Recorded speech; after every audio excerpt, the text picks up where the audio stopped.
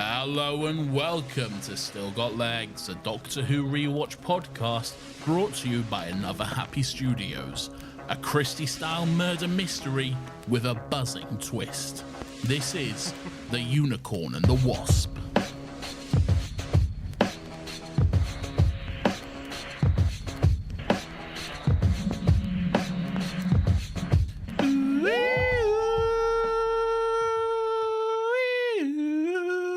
It's Docky Who time! Hello everyone, my name's Nathan. Welcome to Still Got Legs, the only Doctor Who podcast in the world. Lawrence, how the devil are you? Because you are my companion who comes across this journey with me, and I always say that, and I always remember to say that. That's certainly true, Nathan. I am very, very well during my travels in time and space. A Doctor Who reference. How about you? Docky Who! We came in with high energy, but the truth is we've just recorded another podcast, so we made, I don't know, this may dip off. Just stick with us for a bit. And whose fault is that, Lawrence? Partially yours, but then mine. Mostly yours. I'll accept this. Yeah.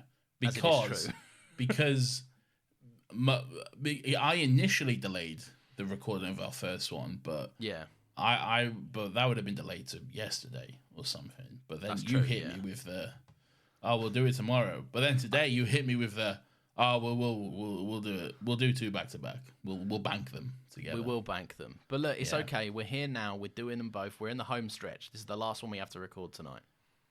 Well, the last one you have to record tonight. Oh, I've said too much. Anyway, let's move on. The joke is I have a secret podcast that With you the don't Ood, I know Yeah, this. it's Nathan and the Ood. Yeah. Anyway, Lawrence, what's going on? Do we have banter? Do we have? Do we have witty banter, or do we? Yeah, get I've straight been into thrown it? off as well. I can't really I remember how know. these normally open. I tell you what we have done. We've now seen 2 episodes of the 60th anniversary special. We have We're by the time this comes out, the 3rd and final one will have aired, and presumably David Tennant will have regenerated into Ncuti Gatwa, and there'll be a new Doctor and a new era, I guess. I don't know. There'll be new things afoot. So Yes. but we don't know what that is yet. It is, by the time this comes out, it will have been a hella exciting time to be a Doctor Yeah. Who fan. Oh, we haven't actually talked about it just in our personal lives. We didn't talk about Wild Blue Yonder. No, I mean, I think we had like one text about it, but then you were busy and I was busy and everything else. Yeah. I really liked Wild Blue Yonder, and I'm Well, really I've- glad it wasn't like fucking Avengers Endgame for Doctor Who. I've bleeped all that out because No. no one can know until 3 years' time, Lawrence. No, that makes sense. We cannot. No, it's okay. I also enjoyed it. It caught me so off guard because Yeah. it was a very secretive episode, and it was purposefully kept quiet and not what I expected at all, but in the best way. It was so fucking bizarre, but so amazingly Doctor Who in every respect, which was The creep levels have returned. Weird shit Yeah. is back. yeah. And technically, you know, people can groan at this if you want, but you technically got a multi-Doctor story. There were 2 Doctors on the screen. You did. The whole thing was like Russell was teasing like Wild Blue Yonder starring David Tennant, Catherine Tate, and redacted,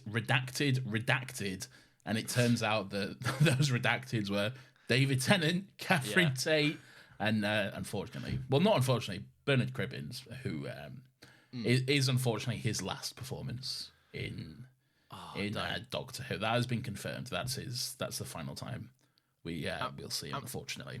And what a time as well. I'm even like, I don't know how they'll write it into the next episode. This has already gone out to people that, how did they do it? Let us know. This is how time works. But I don't even care. Like, even if it doesn't fit, if suddenly Wilf is just not in the scene, like, I'm just so glad that they put that scene in. Yeah. Like, fucking Bernard Cribbins, man. What a man. And seeing all like the tributes to him on Unleashed after and on Russell's Instagram. Oh, got me choked up. Heartbreak. Yeah, same. And I'm very excited to see the final part of this trilogy, as it were, the 60th trilogy, because I don't know if you saw this, Lawrence, but there's some exciting news which has. I'm not going to say what it is, but and if you do know, you're not going to say what it is. No, I'm but not. Yeah. There's a possibility of something, and nothing's confirmed, but there's a possibility of something truly exciting. And I agree. And next week we'll have a lot to discuss, possibly. So Nathan just cut something, but we're on the same page, and it is incredibly exciting stuff. we're very excited. Yes, we are indeed. Yes. But Nathan, before we get to that, and a long time before we get to talking about any of that, we are currently on what? Where are we at? Lawrence, we are currently making our way through the revival era, and I don't know if you know this, but we're up to Series 4, Episode 7. It's called The Unicorn and the Wasp. It's directed by Graham Harper, and it's written by a cunt. Yes, it is. It really is written by an irredeemable fuckface of a person. Yes, and I'm not going to say their name, because fuck them. Yeah. Fuck them. Anyway, you love this episode. This is your favourite one, and you've often said how you love the way it's written, and you love every intricate detail about it. So let's discuss. No, hang on. You praise the writing at every opportunity. No, so, I didn't. So let's discuss your love of this episode, Lawrence. But hang on, before we talk about anything to do with this episode, Nathan, I want to ask you as a friend and as the co-host of this show, who should have a say in how things are handled. Okay. I do have some good things to say about this particular episode. How do I distinguish this? Because you gotta be true to yourself. No, don't say that, because what if I'm terrible? You just gotta be true to yourself. Okay. You can be nice to the episode, okay?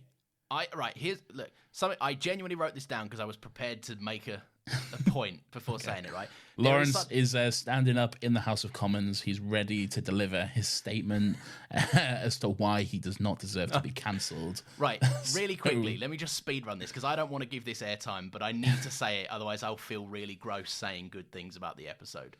Right? Okay. I think the statement of separating art from an artist is cowardly and despicable, and I think it's normally just people not being able to let go of things they enjoy at the price of someone else's pain.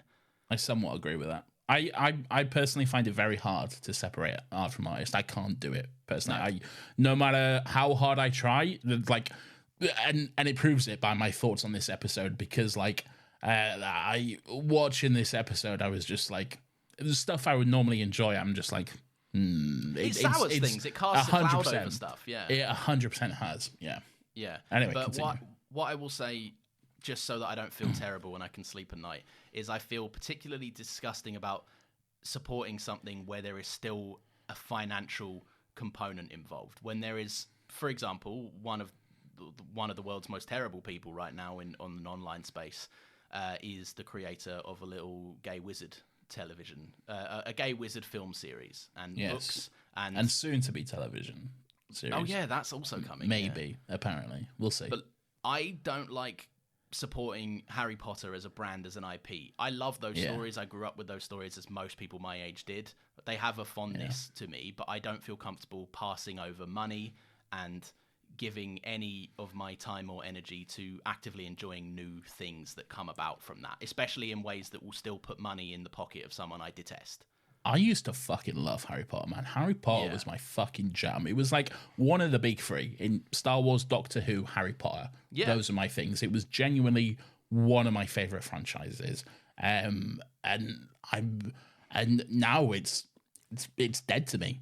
It's awful, and there are parts of it I miss, but I just can't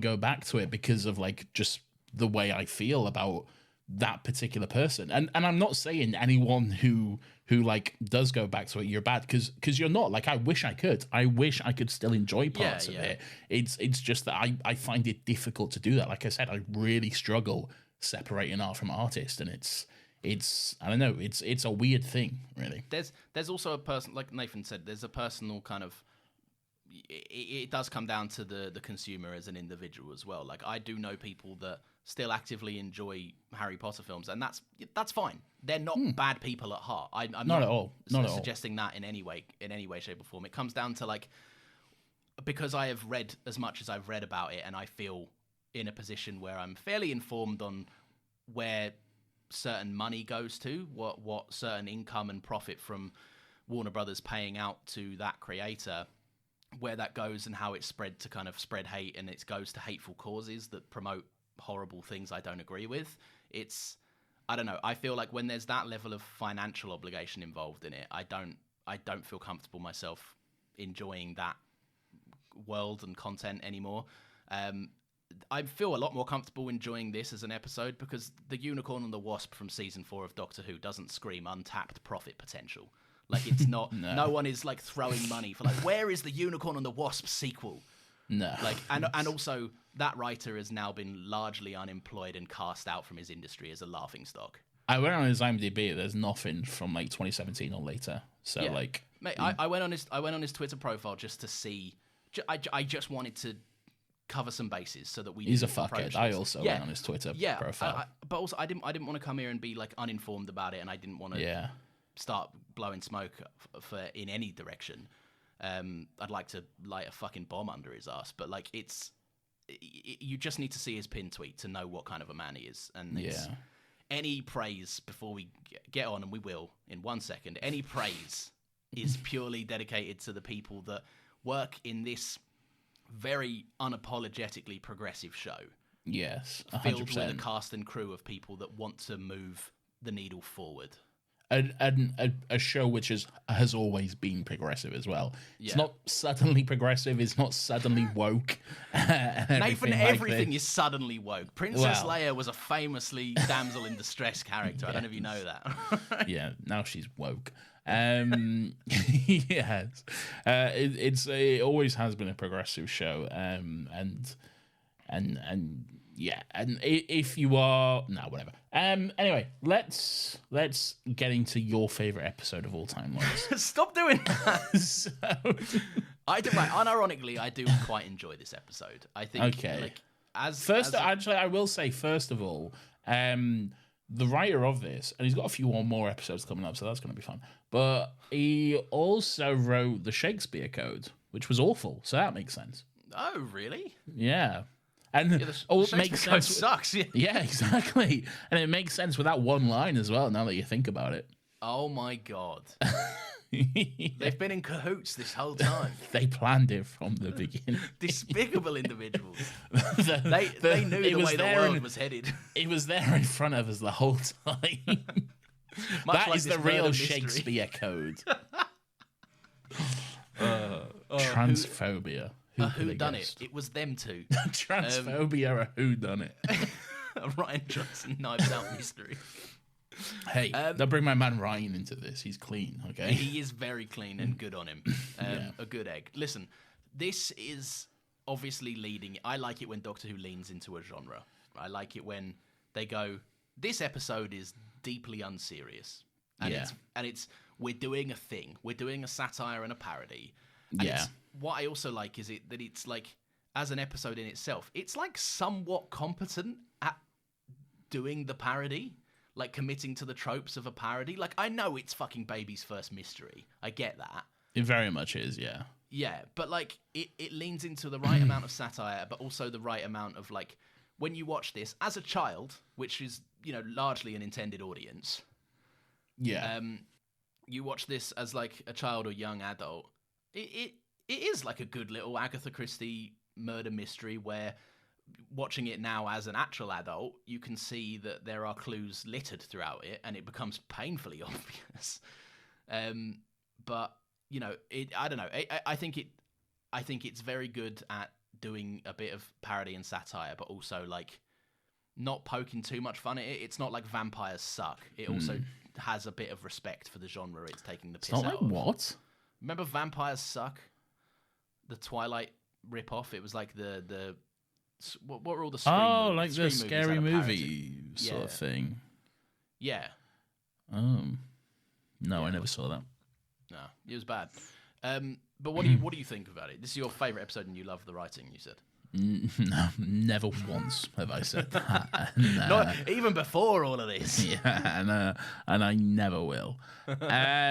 This, Lawrence, I think we had an email from someone last week. Forgive me for not remembering who it was from, but someone said they'd watched ahead for a few episodes. I think they'd watched all of season 4, and they were said, I think they said no duds in series 4, and may I present Exhibit A to the court? Oh, Your no, Honor. really? Yeah. Well, this is a stinker for you? It's not a stinker. There's some fun moments, don't get me wrong. But for the most part, I do not enjoy this episode. And again, disclaimer, part of that is me being soured and unable to separate art from artist. I'll be 100% honest with that. I am very biased when I say that. I do have a bias. But as well, I don't know. I just wasn't enjoying it. My first no is, and this will give you an idea of my headspace. Off to a bad start with the Doctor wearing his ugly brown suit. Oh, no! Yeah. All right, well, we can do... it's not quite suit talk. We can do outfit talk, if you like. We can do outfit talk. So Catherine Donna initially emerges from the TARDIS wearing a lovely pink sort of like blouse situation with like a waist belt.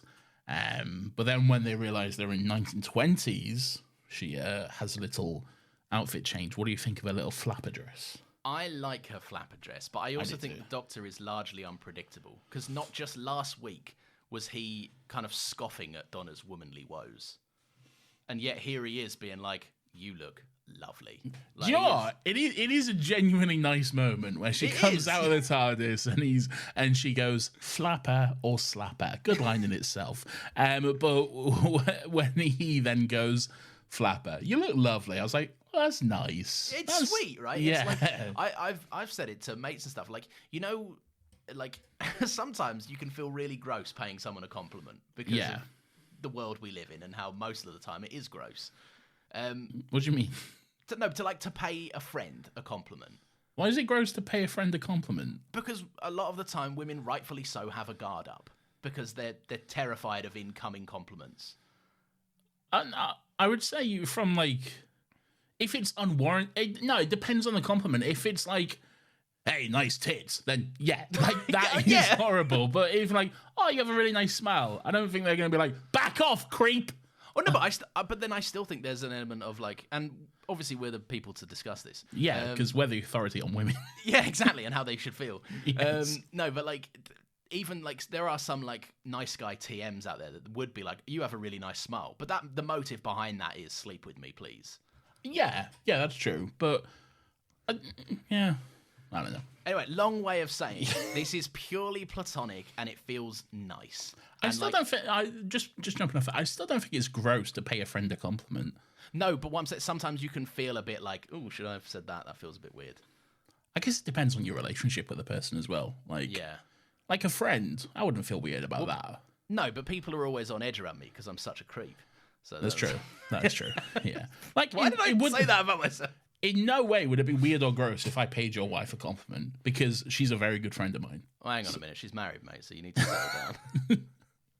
I knew her before you. My favourite joke of all time. That doesn't mean anything. I'm married to her. I saw her first, Lawrence. Stay away. The Doctor sniffs out the era, Nathan. He has a big sniff, and he goes, probably the 1920s, this. Yeah. Has he done this before? I don't think he has. I don't think he's ever... I think he might have licked. Yeah, he might have done the old lick the finger in the air thing. You know, like when you check which way the wind is going? Indeed. Yeah. Yeah, he might have done that. I do like that Donna immediately is like, it's probably the vintage car that gave it away, though, isn't it? Just like, I'm not impressed by you. This is not impressive. Yeah. Did you watch Confidential? I didn't know. No. What is a fun little thing is that at that opening scene in like the little garden party sort of thing. Well, not the opening scene because there's a bit before that, which I guess we'll discuss. But at the little garden party thing, one of the guys serving drinks is David Tennant's dad. Oh, shut! Really? Yeah, his dude. You mean from the NTA awards acceptance video fame? Yeah, yes, the very same, that famous, the only thing he's known for.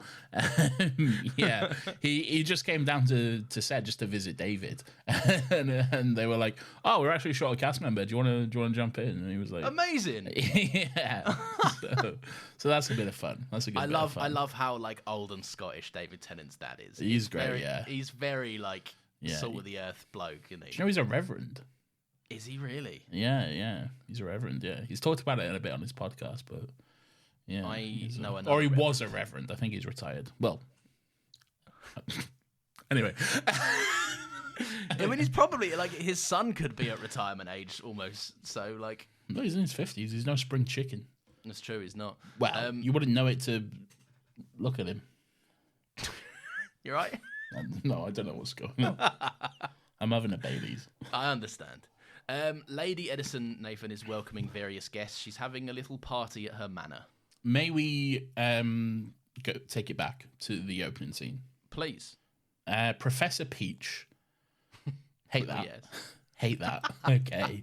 Yeah, it's a bit like I spoke earlier about how this episode is like somewhat respectful of the genre it's parodying. The first 5 minutes you gotta just forgive. You gotta get through it. I know it's Doctor Who and it's camp and it's like, but to me that's too on the nose. It's like when we did the Lazarus experiment and we realized the guy was actually called Lazarus and we were like, surely not. Surely, like, it's just like that's the name of the project, or like surely his name isn't actually Lazarus, but no, it is. And I don't know. He may as well be walking around called Professor Young fucking Scorpion Boy or something. Exactly. It's just one of those things where it's just too on the nose for me, and I'm like, just hate that. But anyway, he's not around for long because he gets killed. He gets killed by Reverend Wasp. What, Lawrence? Spoiler alert! No, but they're here. They know this, right? Spoilers. Get over it. All right. So, but here's what I have. He gets killed by the Wasp. Reverend Wasp, please. No, I refuse until it's revealed. Okay. He gets killed by the mysterious Wasp, who we don't know who it is. But he gets killed with a lead pipe. Like I put this down. Why is the Wasp killing him with a lead pipe? Well, you've got a giant fucking stinger, mate, and you're hitting him across the head. And don't tell me it's because the Wasp doesn't want to be discovered. Because the next time he goes to kill someone, he's like, look at me, I'm a big wasp. Yeah, he's buzzing outside the window like, fucking open the curtains, it's me, I'm a wasp. Exactly. So he's not trying to hide himself or whatever. Nathan, the thrill is in the chase. He obviously wants to be seen and chased. I don't know. It's silly, and I laughed at this as well because there is an element of it where maybe he's bringing the lead pipe, but he might not be able to turn into a wasp. It might be he might fall short at the moment and then go, fuck, I've got to do this the old-fashioned way. But then he turns into a wasp, and then we still see the lead pipe shadow. Yeah, it's the fact that we see the shadow of his little wasp arm gripping the pipe and going to swing it. And there's a reason we see that in shadow as yes, well. Because what does that look like? Yeah, because he doesn't have thumbs or whatever. He can't actually hold that. And also, at no point does that wasp interact with a real-life element. No, because he can't. He can't. You take one look at it and you're like, oh, yeah, of course. There's no way. Check that out. Yeah. But yeah, so there's what I quite like as well is what's his name? Professor Peach, is that his name? Professor Peach, yes. Professor Peach. Yeah. The more I say that, I hate that. Yeah. There is a fun quality of he's obviously talking to a camera operator because they're doing a POV shot of the killer so that we don't know who it is. And it's very you're about to get murdered, dude. It's so blatant. The camera walks a bit closer to him and he goes, oh, I was just shuffling through my papers. Whoa! You made me jump. Oh, what are you? Oh, it's only you. What are you doing? Why have you got a lead pipe? It's it's like the episode of The Simpsons where Mr. Burns gets shot And like the idea was that it was a big reveal because it was Who Shot Mr. Burns. That was the name of the episode, and it was the whole thing. Like the season ended with Mr. Burns getting shot, and the way it happened was at the end. He's like, it's you. What are you doing here? And it's all very vague. So like it's purposefully you don't know who it is, and it's all direct to camera. And it was the exact. It's like the parody of it is like, it's you, the man or woman who was here to kill me. It's all just very non-committal, and Yeah, it wouldn't kill one of these people that got murdered to be like, Reverend, stop. Yeah, exactly. So we're in on it. No, but I've got a note that just says, even before the sting, there's a party, there's a mystery, there's a murderer, and in Doctor Who fashion, the murderer is an alien. Like, there's ingredients here that make for a good... I don't know if it's all good, but it's not. There's great potential here. I know. It's not. Okay, well, as long as you can say. Okay. Nathan, I've got a note that says the Doctor drinks a lime and soda, which I would say is the drink of two people, non-drinkers and cheap cunts. Okay. No, I can say this. I worked in a bar for 5 years. If you drink a lime and soda, you're detestable. We don't like you. Maybe he just doesn't want to drink on the job. I put this. Like I was thinking, there's an element of like he's got a clean head here. Like, yeah, exactly. Well, he doesn't know there's a mystery afoot yet. To be fair, but he's always on a job. If he lands somewhere, he's on a job. Yeah, I know. You're never just like, just a nice chill one, is it? Like, there's always going to be. They're never surprised when something goes wrong. Yeah. No, there's always going to be shenanigans afoot. Okay. He's in Doctor Who. Yeah, he knows what's going on. What does Donna order? She orders it's a nickname. She has a nickname for a drink. Yeah, I think she gets an alcoholic bev. But she definitely does. It's like a name for cocktail. Like it's not this, but like in the vein of something like a corkscrew or there's two words that are obviously a cocktail drink. A sex on the beach, let's say. Donna says, "I want a sex on the beach." The funniest name of a cocktail. Yeah, just objectively, just the funniest cocktail. It is. Yeah, it's nothing funnier than a grown man laughing about it while he orders it too. Yeah, can I have a sex on the beach?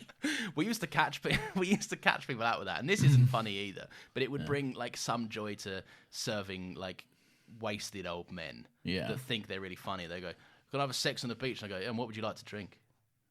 And all of their mates go, "Oh, gay! He called you gay!" Do you know what? When I was on holiday, one of the cocktails on offer at the resort I stayed at was a sex. It was an all-inclusive resort, so that was one of the cocktails included in the all-inclusive package. But I specifically never ordered it because I didn't want to go to the bar and say, "Can I have a sex on the beach?" Really?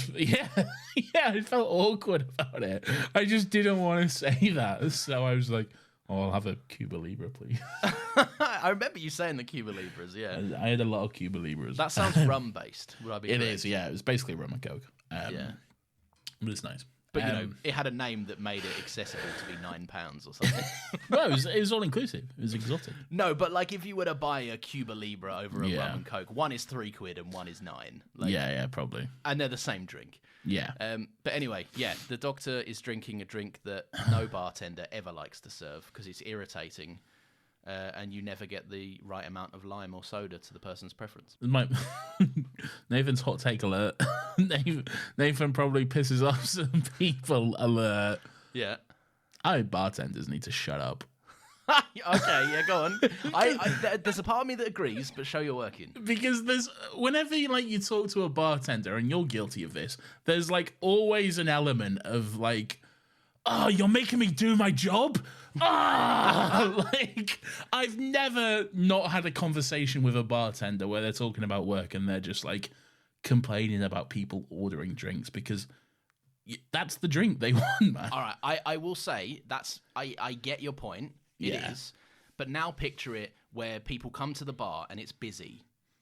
And you're a bartender and I'm a customer and there are plenty of people that need a drink and there are two of you behind a bar that is like shoulder to shoulder packed. And you've got this guy who pushes his way to the front and goes, "Hello, mate, can I get a all right, I need two rum and cokes, but one of them's a Diet Coke. And can we have a Diet Coke as well? And Tracy, what do you want? Hang on one sec. Hang on. Where's Tracy?" Yeah, but there's a difference between like bad customer etiquette and then like a customer just ordering drinks, but because it's busy, that's the world's worst inconvenience. I agree, but once you get past a certain point, I think after 6 months on the job, it's just you're right. You're allowed to hate everyone. Yeah, no, you absolutely are. But I think there's also an element of don't complain about it because Look, I'm not looking. They don't have to have a conversation with me. I don't want to talk. I don't do this job anymore. But when they talk to me, they're like, "How's your night going?" I'm like, "Look at me and assess. You tell me how you think it's going and what you think you're going to get back from this." It's like if someone is about to punch a wall levels of stress, then you go, "Oh, what are you so worked up for? Get out my fucking face and have a drink, go away." Guinness is a big one I always complain about. Yeah, because people always order it last, and it's a drink that takes like 5 minutes to make. That's the big thing. They always order it last. Yep, anyway, there you go. Fucking, let's move on. You get me? PTSD is just fucking flooding into my mind. Never order a Guinness from Lawrence because he will kill you. Indeed, and never invite Felicity Jones to a party, Nathan. Felicity Jones is here. She is. Hello, it's me, Felicity Jones. She's like, hello, this is my regular voice, and later on, I will debut another voice. Yeah, that's what she says. Yeah, I was quite surprised at how much she gave the game away. What I don't understand is, like, what is this party? What's going on? Because it seems to be just, like, people who don't really know each other just, like, thrown together, but only, like, 4 or 5 people, which seems like a really small number for a party. Yeah. For a meet and greet, you want a bigger group, don't you? Yeah, and they're just like, oh, this person is a socialite. Like, what does that mean? They just like go to parties in London, I guess, and everyone loves them. That is 1920s culture, though. There were people that were rich and just darted from one party to another. I've seen The Great Gatsby. Yeah, we've all seen The Great Gatsby. We all read it in English. I actually didn't. I was one of the stupid ones that did Of Mice and Men instead. You didn't. No, you wouldn't. You read Great Gatsby in A-level English, which you. Oh, I didn't do. Yeah, I didn't do that. Yeah, there you go. Because I was cool when I already knew how to speak. So it's English literature, not English language. Not a brag, but I already could speak fluent English. So I just explained it's English literature, not English language. I can read. Anyway, that's all right. Yeah, it's a weird group. It seemingly is a family gathering plus Agatha Christie and a jewel thief no one knows. And a reverend. And the local reverend, yeah. Yeah, the local rev, yeah. Yeah, that's true, who also just happens to be the secret son as well. Like, yeah, so a family gathering and... Yeah! and Felicity Jones and Agatha Christie, which, like... Yeah, it's basically like they're having a family party, but then they're gone, oh, let's invite Agatha Christie, that famous writer, and then that woman in London who goes to a lot of parties, because she seems cool. Yeah, we've heard about her on the papers or something, yeah. It seems strange.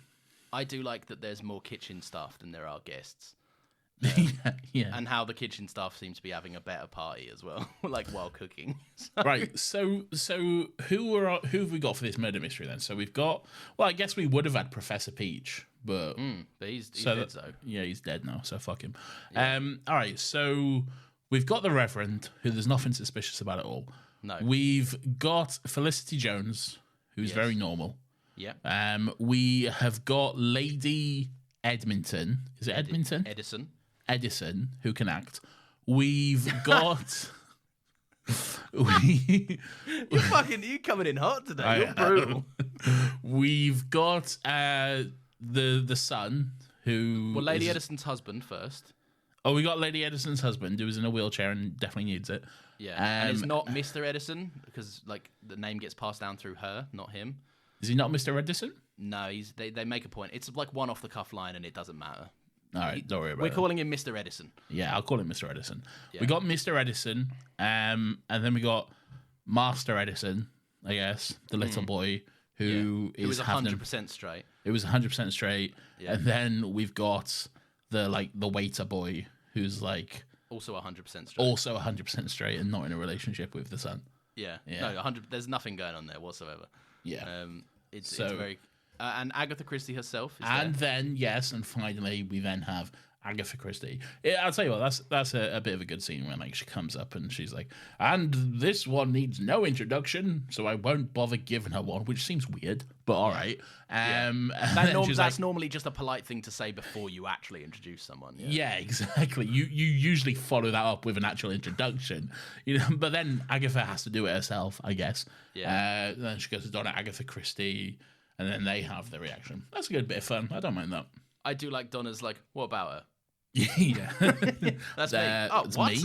Yeah. What? Yeah, that's a good bit of fun. No, it's very, very good. I like that in this scene. There's kind of just like it's just a bit of like we're British. We've been to these parties before. Our mum and dads have had little social events that we just didn't want to be at.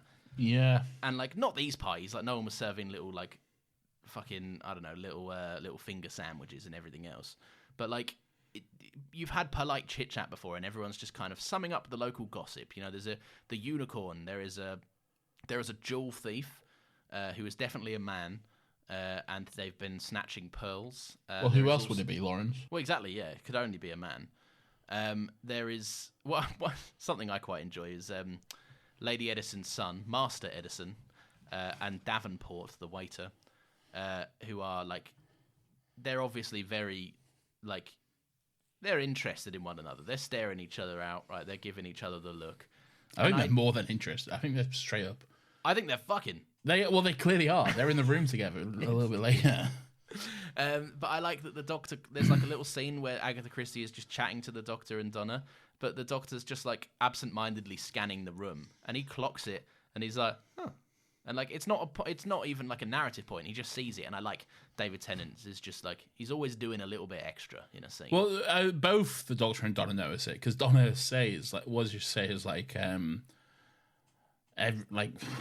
something like every bus runs on the other lane or something like that, but not that. Like, just a euphemism for being gay? Yeah, like all the good ones are gay, basically. All the hot ones are gay. See. Yeah. She goes, that is a euphemism for being gay. That's what she says, yeah. She says, that's a apt and not at all offensive euphemism for being gay.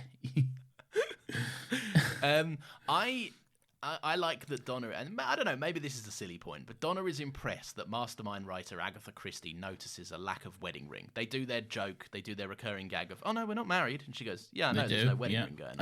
I got a note that says couple joke strikes again. Exactly, it does. But I quite like that Donna is like, oh, that's why you're the best. Donna, you noticed the exact same thing on Martha not some weeks ago. Like, yeah, but you would be impressed by that though. Like, it's the novelty of it. It's the novelty of the fact that it's Agatha Christie, and like, I know, yeah. It's like if like Gordon Ramsay made you a ham sandwich, and there was nothing special about it. It was just a basic ham sandwich, and we're like, oh.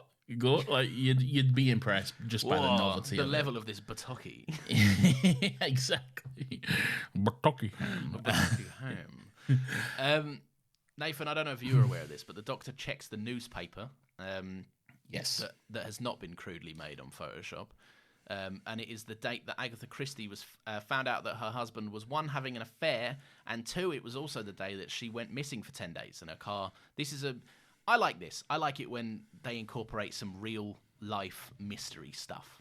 Yes. That happens. I did mean to look into this and to read up on the actual mystery and get a sense of it, but I forgot. So I didn't do that. But yeah, she disappeared. She did, and I don't know what happened. I don't think it's a proven thing. She disappeared. No, she disappeared, but I don't think it's ever been confirm what happened or what went on. It's never been confirmed that she was chased by a giant wasp. No, it's that. No, believe it or not, this is an imagining. This is so what they did is they took the framework of a true to life thing. This isn't a documentary. No. This sort of shocked me as well. This isn't found footage. You're not going to get this, but Peter Capaldi also wasn't in Pompeii.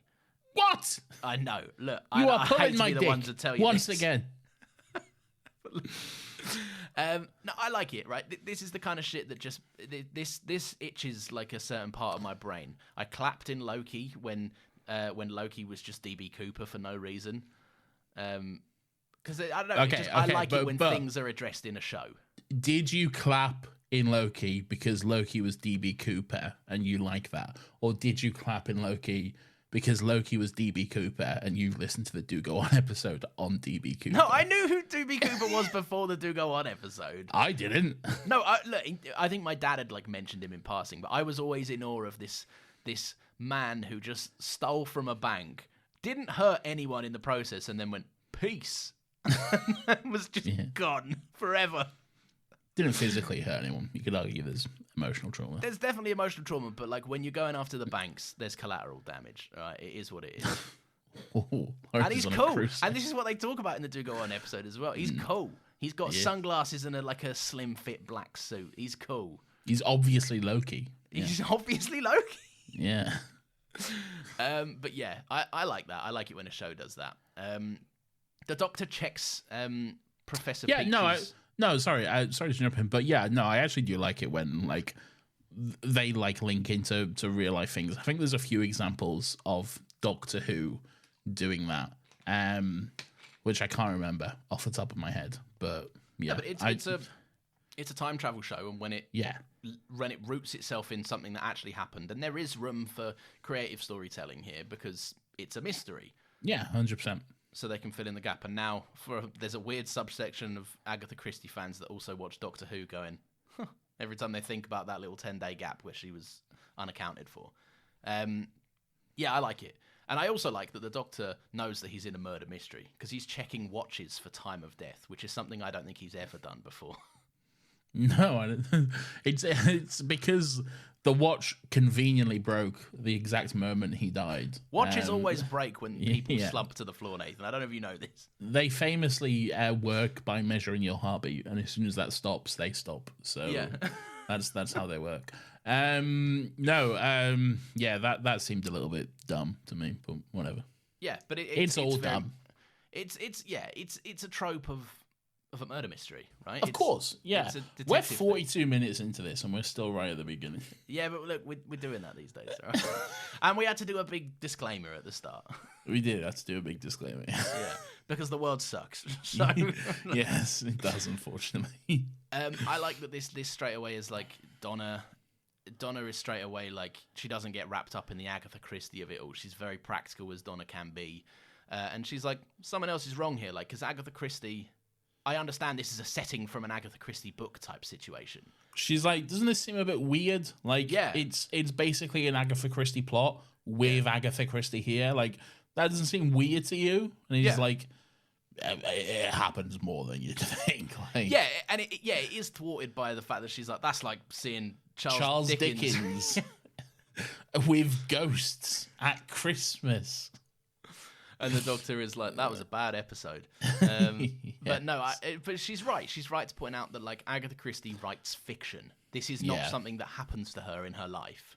Yeah. But yeah, no, very, very good. What do you make of Agatha Christie, like in this as a character? I think she's good. Good. I like the actress who plays her. She does a good job, I think. No issues with the character, I guess. She's very like straight laced. I quite enjoy that about her. She's very like the Doctor's like, whoa, doing a little mystery, whoa, being the Doctor, and she's like, are you having fun? This is weird. Stop. Yeah. We have the scene where they're like, I think the Doctor's like, I don't know, he seems a bit eager to like turn it into an Agatha Christie mystery. Like he seems to be like, oh, let's lean into this. We might as well. Let's go all out, the whole hog, you know? Because like as soon as they have the murder is revealed and stuff, he's like, right, I'm Inspector fucking Doctor from Scotland Yard, and this is Donna Noble, the plucky young woman who helps me out. Now we're going to be doing separate interviews in the drawing room with all of you. I hated those interviews, man. I love a little alibi montage. I like this is the thing. It was too.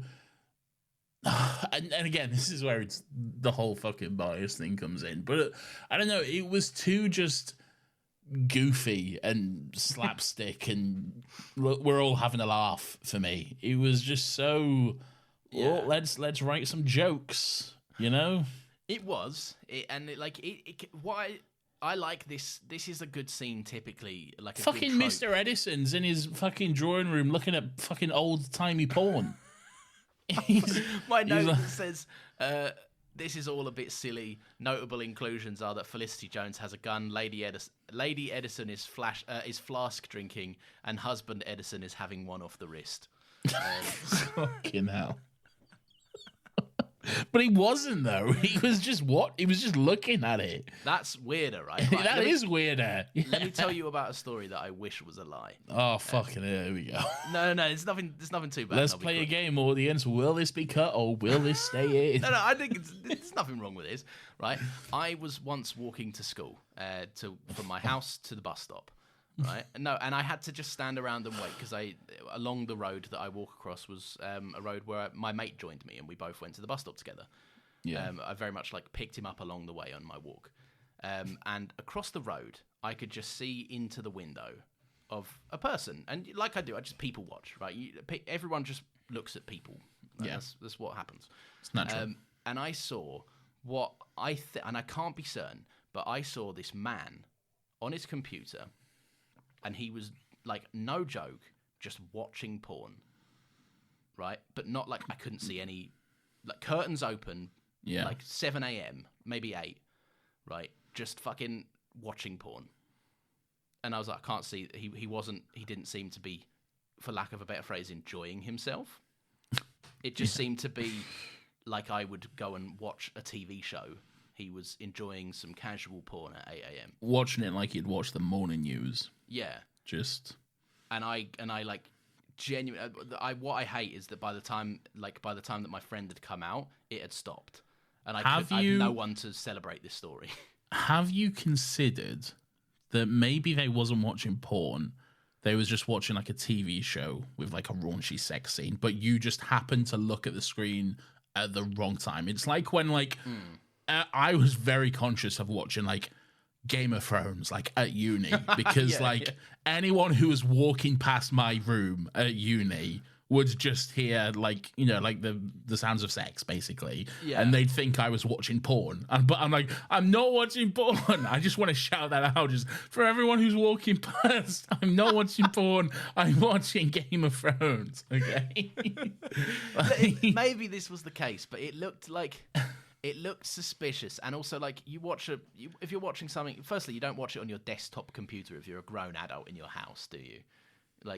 What era was this? This would have been, I don't know, I guess 2010, 2009 maybe. Oh yeah, you would have then. Yeah. Yeah. Yeah. The smartphone era wasn't true. A thing. Yeah. Well, look, we can never be sure, but if that man's listening, you're a pervert. Get him, but arrest him. Yeah, get him. Anyway, yeah. So look, this is like the scene in the fun scene in Knives Out where where Jamie Lee Curtis is like, you're not gonna trick me into talking foolish about my family, and it cuts to Don Johnson being like, Walt doesn't know shit. Yeah, but that's actually good, Lawrence. Yeah, I know. That's the thing. Yeah, there's not a flashback within a flashback to a sexual fantasy, I guess. Yeah, and it's just that everyone's alibi and then what they was actually doing is just so over the top. And it's when Lady Edison is having a drink from her flask, it's not just a subtle little drink. She's yeah, and she's there's no one around her. She could just be having a drink, but she's checking over both shoulders. Exactly. And it's I hope no one sees my sneaky flask. Yeah. She's also in her own home. You're allowed. Yeah, you can have a drink. You employ these people. Who cares what they think, man? Yeah, I don't know. Maybe she's hiding I mean, it's stashed in her purse. It might be she might have a problem. I think it's implied that she has an unhealthy relationship with alcohol. Yeah. But she does seem remarkably sober throughout the rest of the episode. She does. But also bad acting. So what else happens, Lawrence? There is a room in the house that has been locked for 40 years. Why has it been locked for 40 years, Lawrence? Because of malaria. Because Lady Edison gave birth to a wasp. She did. And she was like, I have a wasp son. Yeah. And I can't handle this, so I'm going to send him to an orphanage. But we don't find that out yet. We'll find that out later. No, but for the time being, we are under the assumption that she had malaria and hid in the room for 6 months. Yeah. This is all very, What a gambit. very much so. And like, why just lock up the room and just let it go dusty? Like, is there like some significance? Do you like? Do you have like a past sentimental pain thing? Like, oh, I don't want to look at that. I gave my baby up that was born in that room. Get over it, I reckon. Yeah, I mean, 40 years. You could like someone could live in that. You could get some rent. I mean, they're not short of a penny, but like It's true, yeah. I mean, there's seemingly like 3 of them that live in this house. yeah, plus the staff. Yeah, that's true. But maybe they're just hosting all the time, hosting these people that they don't know. That's true. Yeah. So it's hard to say. But Nathan, pretty much immediately after we get that little explanation about what's been going on in that, Donna's having a little poke about. She's having a mooch, trying to work the case with her magnifying glass. Donna gets attacked by the Wasp, is what you're trying to say. Yes, big CGI Wasp. Yeah. I think this is our first look at the Wasp. No, we do get one very brief glimpse in the murder pre-sting. Oh, yes, we do. Yes, I apologise. But this is full body Wasp. This is Wasp time, yeah. This is where like we first properly get to see and know the Wasp. Anyway, it's time for a big Wasp old Wasp. Okay, it's time for Wasp talk. What do you think about the Wasp and his look? And the fact that he's not real? I mean, it's a wasp. I can't fault them for that. It looks like a wasp. I think they were very ambitious in it moving around because it has maybe this was like the 480p resolution or whatever, but like it has possibly the most dodgy case of motion blur I've ever seen. Do you know what's interesting? Again, just going back to the most recent 60th anniversary special, Wild Blue Yonder. It's there was like quite a bit of talk afterwards about how like certain parts of it were filmed on green screen and like and then people were like no. Yeah, but people were like, oh, it was a great episode, but the effects were so bad, like it looked so dodgy, and I'm like seeing these reactions and stuff, and I'm like, you have no idea how lucky you have it. Like if this is bad like CGI to you, then I'm there like smoking a cigarette in the trenches. Like you don't know, man. You weren't there. You don't understand what the bad CGI is until you've seen the Nestine consciousness. I don't want to hear it, quite frankly. Exactly. But yes, like it's quite bad. I will say, as a wasp itself, it looks okay. Yeah. But it's just when it's then composited into a room with other people and they expect me to believe that it's there. And Catherine Tate has no reference of where it is. There's no eyeline point of view or anything like that. It's just... As with all Doctor Who CGI, yes. I find it frustrating when it's just noticeable for no reason. I have no problem with a big swing and a dodgy CGI. I'd rather... It's a time travel show with aliens. I want to see a big wasp. If it has to look a bit shit, then fuck, who cares? Yeah. We'll see a big wasp. Yeah, exactly. So I love a big wasp. Yeah, big wasp. It's there. Big wasp. And look, I like the idea of a big wasp. That's one of those things where it's like, it's so Doctor Who and camp and dumb. And I'm like, sure, why not? You know, the classic series, we had like big crabs and spiders and all this sort of stuff. So why not have a big fucking wasp in there as well? Yeah. Like, and who likes wasps? Everyone hates wasps because they're shit and they don't do fuck all apart from scare you and like ruin everything. You got any traumatic wasp childhood stories? No, but like, I am deathly afraid of wasps. I can't stand them. Yeah. To the point where like I'm not one of those people who like when I see a wasp I like freak out and run away or anything like that. I hold my ground, and I'm one of those who kind of stays still and just tries to avoid catching it and getting its attention as much as possible, basically. But like I think it's the fact that I have been stung by a wasp, but it hasn't been since I was like 3 years old or something like that. Oh, okay. So I've like built up this like fear of it in my head. Like the pain is so unimaginable. I have like no reference for the pain, so in my head it's so unimaginable and unbearable. I am definitely afraid of experiencing it again. I have never been stung by a wasp, and I'm in the same boat. I am terrified of what that could be. It's not that bad. It's like it'll be like, oh fuck, but like you'll be fine. Like I know, but like I'm don't the know. same. Yeah, I'm the exact same. Yeah. My dad often laughs because once upon a time I was but a wee 6-year-old boy, and I had an ice cream, and I was happy with my ice cream, and unbeknownst to me and my brother both had ice creams. My brother, if I was about 6, my brother would have been about 10. We both had ice creams. I don't know where and what setting we were in, but we were enjoying our ice creams, and I went to take a big mouthful, and then from my point of view, with no context, my dad grabbed the ice cream out of my hand and threw it, just threw it on the floor. And as a 6-year-old, I'm pretty that was my world. What the fuck, man? That was my ice cream. That meant more to me than you do. That was everything. Turns out there was a wasp on it, and my dad was stopping me eating a wasp. What a hero Keith is. What a hero indeed. But anyway, yeah, traumatizing as a child. But never mind that, because Donna uses the power of the magnifying glass and the regeneration sound effect to stop Was it the regeneration sound? They dust this off every now and again for some random thing. Yeah. It's seemingly whenever there's some sort of light blur involved, we get that regeneration ring. Let's jump ahead a bit, because we're an hour in here. The Doctor gets poisoned. Whoa! Well, I said, let's jump ahead a bit. All right, can I at least speed run my notes? All right, go on then. For someone that writes chronological notes, that was very stressful for me. Okay. Because I was like, well, hang on, I am lost now. Right, I'm going to speed run these till we get to where you want to be. Right, the maid gets hot fuzzed. All right, okay, no, I do want to talk about that. What's going on? What's going on there? She fully looks at that and notices it before it even falls off the fucking house. She had time to move, but she just stood still screaming the entire fucking time. And when we catch up to her body as well, it's just bloodless and laying across her chest. She's fine. She's fine. Yeah. It's not quite Hot Fuzz where it spears the guy's fucking head inside out. Yeah, replaces his head literally. Yeah, he's got a triangle face. Yeah.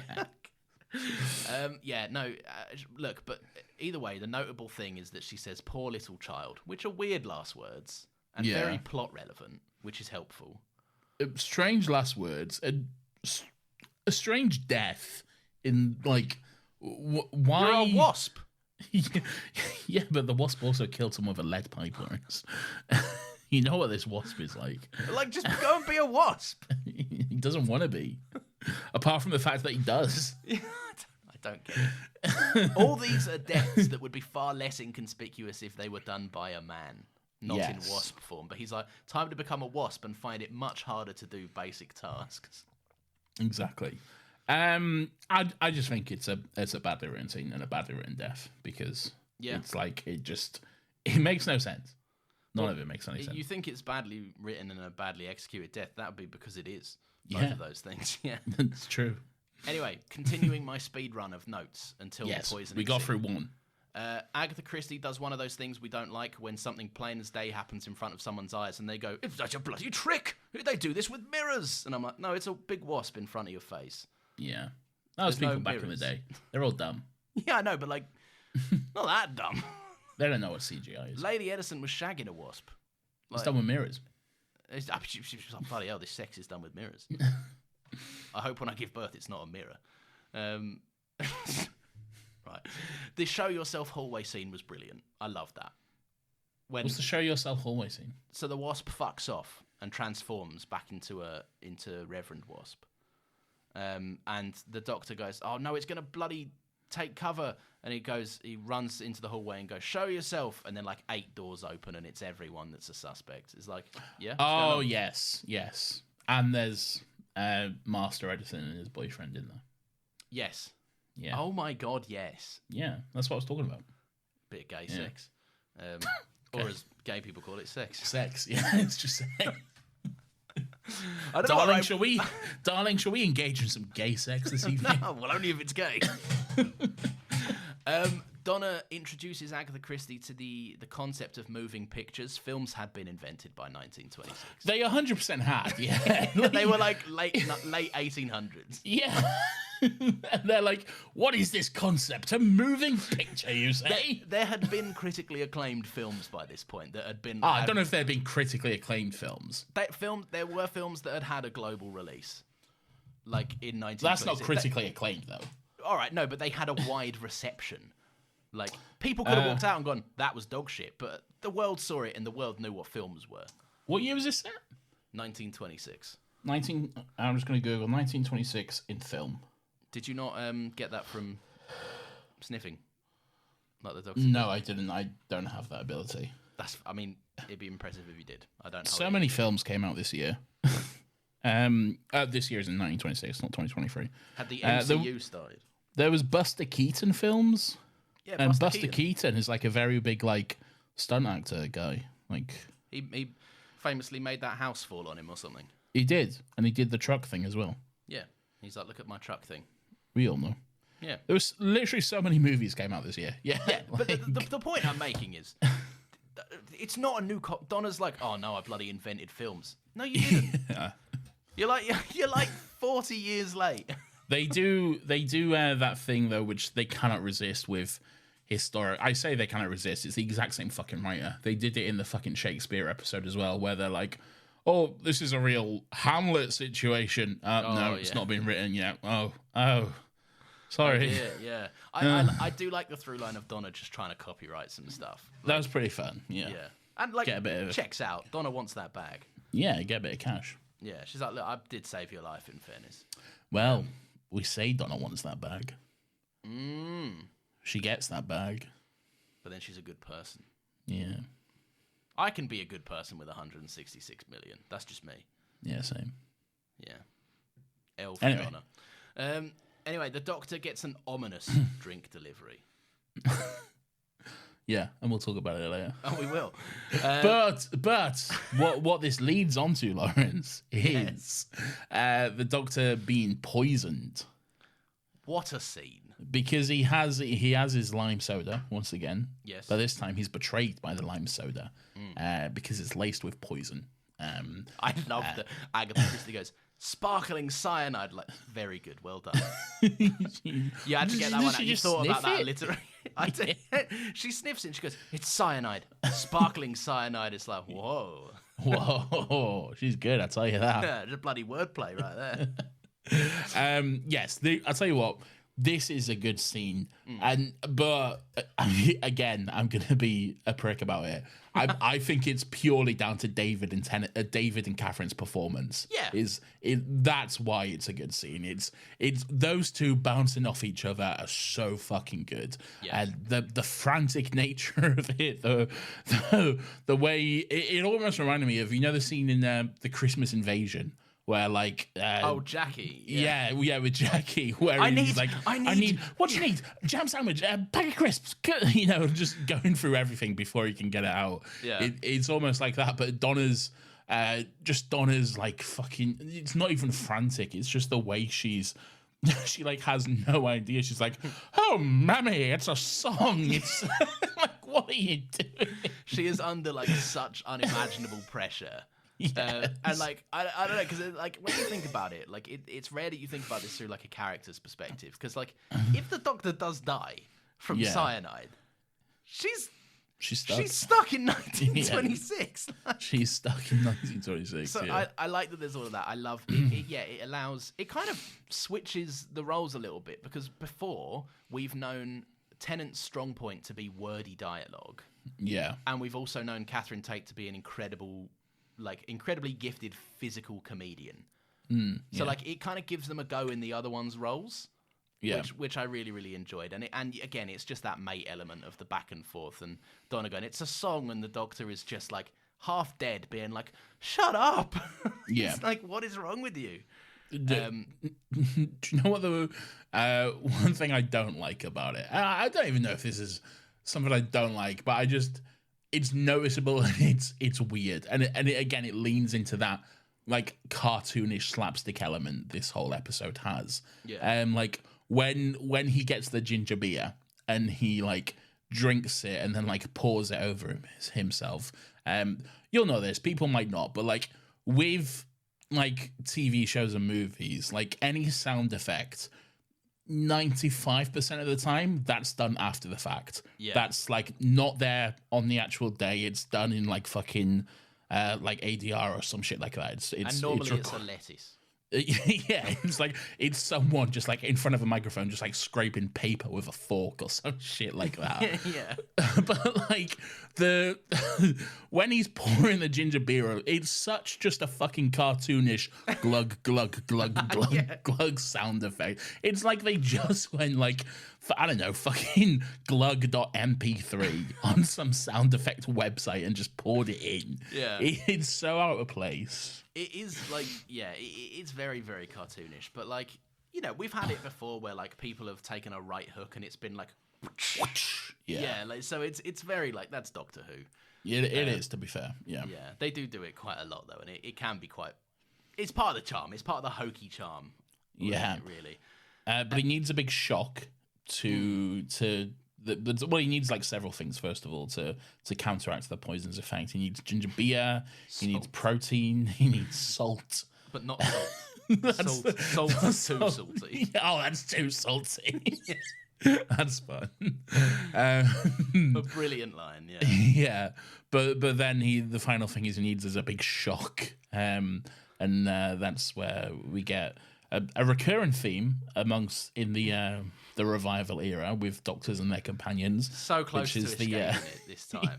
So close, but not quite. Not quite. The doctor companion kiss, which is now tradition, I guess. Fuck's sake. I get it. It was a shock. It is shocking. This one's a bit of fun. It's not like the other ones have been like romantic moments and like that kind of was stuff. a genetic transfer. Exactly, but like this seems just whatever. It's a shock. It's supposed to be a shock. It was a shock. Do I think that like I don't know? Is there probably another shock that didn't have to have this happen? She could have slapped him. She could have done anything. Because then maybe they expect a slap from Donna. Yeah, that's true. Yeah. Yeah. Well, he hadn't got the set yet, though. Sylvia slap came many years down the line. Thousands. Yeah. Oh, yeah. Billions. Oh, yeah. Billions, depending on how you count things. What your line of thought is, yeah. But yeah. Look, it's not a romantic thing, so I'm fine with it. Really. Yeah, I think they don't try and play it off as that either. It's like both of them are very clear and like we are not even slightly romantically interested in one another at all. So like, yeah. I'm happy with it. It's fine. I like that there is a storm. The mansion is lit by fake lightning. Yes, which I like. I like this set. I like this very. It's going full tilt into we're taking the piss now.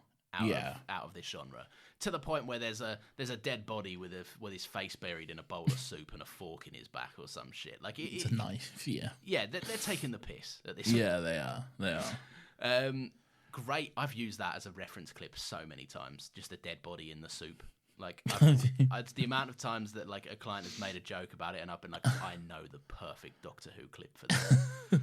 Okay. But yeah, so no, I like that. There's This is quite a good scene. The tension is brewing. I do like that the Doctor says they take supper. Yes, because they're British. Yeah, and I think that like, I know this is a show made by British people, but like, I don't know. I wouldn't go to that supper. Yeah, but it's also a very specific era, though, isn't it? It's true. It's the 1920s carry-on era where we don't acknowledge things and we carry on, and appearance is everything. Sort of thing. There is a lot of references to like being British and you get on with it and you stiff up a lip and all of that stuff. Yeah, exactly. I'll tell you what I like about this scene. I like the moment where the Doctor's like, I was just poisoned. Anyway, everyone enjoy your soup. Yeah, it's like have a little think about this for a second. Yeah, I've laced the soup with piperine, which is a key ingredient in pepper. I thought it was jolly spicy. Yeah, it's like my man's not a suspect. I was immediately reminded of you when I saw that with your beans when you get your wife to put a bit of pepper in your beans. I've actually asked her to stop because I liked that for a time, and then there was a point where it just be like, a mouthful of it, and I'm like, that's just pepper. That's just pure pepper and bean. Like that's too much pepper for me. But yeah, I don't endorse pepper and beans anymore. I've grown up.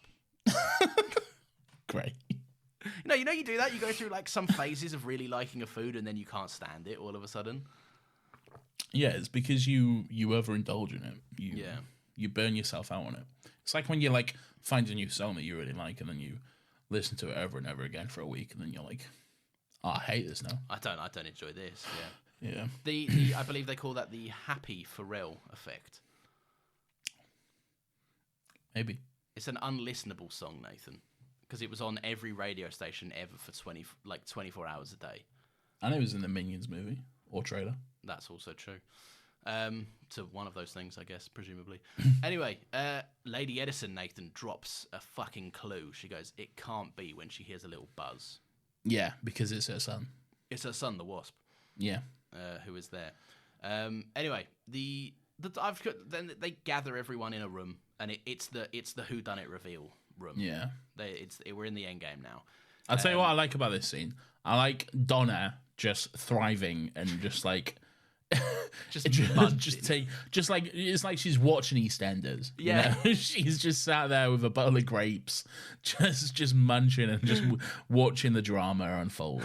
Really. So he did it. Yeah. So she killed him. Yeah. So she killed him. Yeah.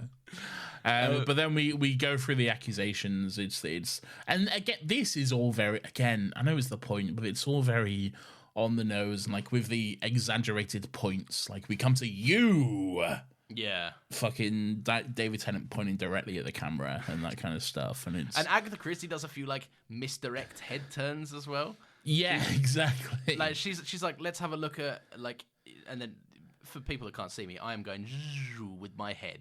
Like she'll be talking to someone, but actually addressing the person next to them who she's not looking at. Yeah. And then she'll do a dramatic turn. And she'll be like, maybe I can do this with sound. Let me provide you some 3D audio for a second. And that's why I'm going to be addressing you, Nathan Bauer. Yeah, that kind of works, I guess. I guess, yeah. I'm having a bit of fun with it.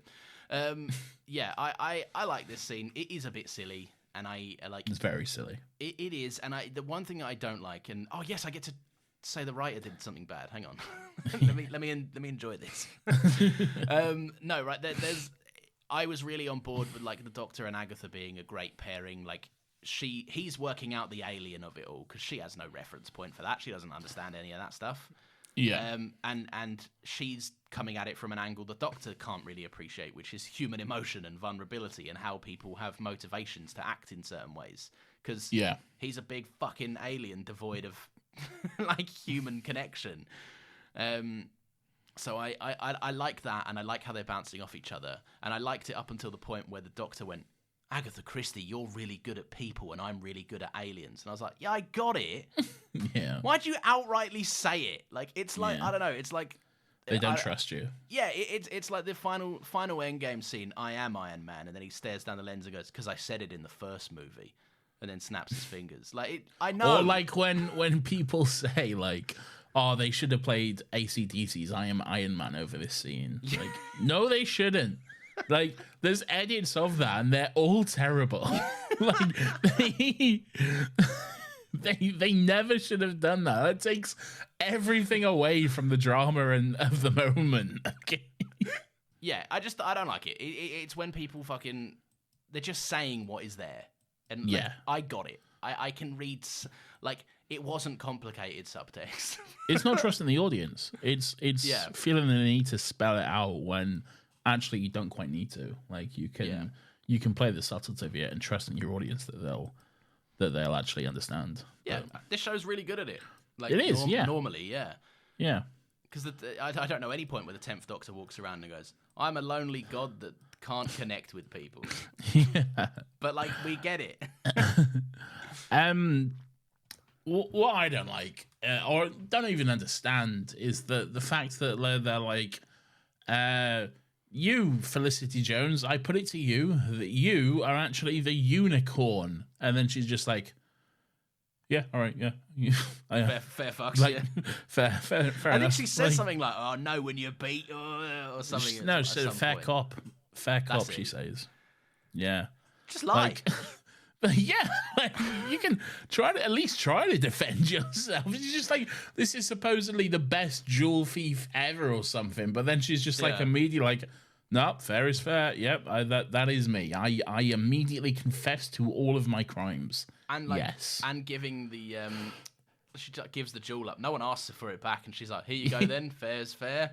Like, Yeah, she's, what are you doing? You're the unicorn. She's like, oh, you know what? You're so right. And here's all this jewelry I stole. Here, have it back. Like, all right. No one like. It's like the honor system in a game of tag. Like, it's like, oh well, you did get me. Yeah, I don't know. It's silly, and I think that accent is fucking dreadful. Horrendous. Yeah. Or are they your then the knobs? apples and pears, blah blah blah. It's bad. It's almost as bad as you doing any accent. I disagree. I'm actually. I mean, pretty you good just at did accents. one, and like Challenge me to an accent right now. You Liverpool. Oh no. Hi there, I'm from Liverpool. Awful. I thought that was quite good actually. Maybe a bit Why? cartoonish, but that's how you get it done. No, they're horrendous. Welsh. Don't do that to me. Go on. No, because it's this show, and I've Go talked on. so much smack about the Welsh. I can't have it. Go on. Try it. Wales. That's bad. I don't even know what to say. It wasn't actually terrible.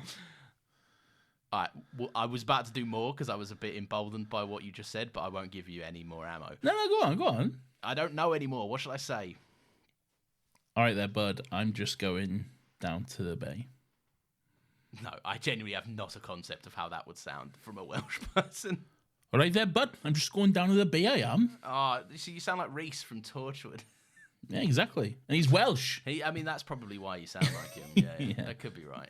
Now challenge me to an accent, Lawrence. Oh, but you're good at them. That's not yes, fair. I am. All right, my voice. Oh, no. All right, here I go. Ah, what do I bloody say? I'm so embarrassed. Oh God. I hope this is good. Lawrence, what do you think? That wasn't bad actually. I thought that was It was quite pretty good. Yeah, it was pretty Yeah. good. A Yeah. fantastic podcasting joke. Nathan, it is 25-1 in the morning. It's true. We've been doing this for an hour and 20 minutes. Lawrence, let's wrap this up. Fuck, I'm Okay. sick of this wasp. Lady Edison was pregnant out of wedlock. Years back, she had sex with Christopher the Wasp, who got that wasp riz. Fucking hell. You are committed to saying the word Riz in every single episode of this show. I won't let it die. I like the hate fact it. that they named the wasp Christopher. There's something about a wasp being called Christopher that makes me laugh. Did they call him Christopher? Yeah, she says, I the missed most that. handsome man I've ever seen, Christopher. Well, he's got to have a name. He has got to have a name, but then when he's a wasp, it's funny. Chris the Wasp. Chris the Wasp. Oh, me mate Chris. He's a wasp. He's a wasp. Anyway, right, so yeah, she fucked a wasp, and then she gave birth to a wasp. But then she was like, oh, I've got malaria. Not really. I just don't want everyone to know I gave birth to a wasp. Yeah. And then she put the wasp up for adoption somehow. Nothing wrong with it, by the way. She wasn't married. Like, she could have just been pregnant with someone. I mean, She's it's a rich wasp. enough. It's a wasp, though. Yeah, but the baby didn't come out as a wasp. It was like it committed- was in a genetic lock or something, wasn't it? Because Do you it reckon only, it only activated. Do you reckon she fucked him as a wasp?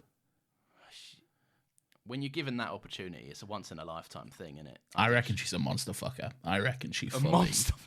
Oh, that's a thing, mate. What? That's a thing. Oh, don't. What No, is- there are some... You're so innocent.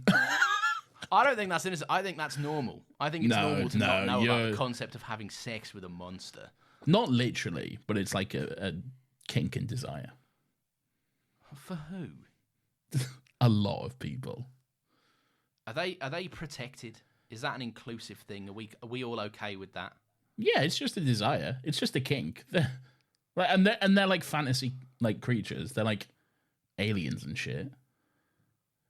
No, I think that's weird. That's real weird. You can think it's weird. That's fine. Okay, good. Yeah, okay. But they're not doing any harm, are they?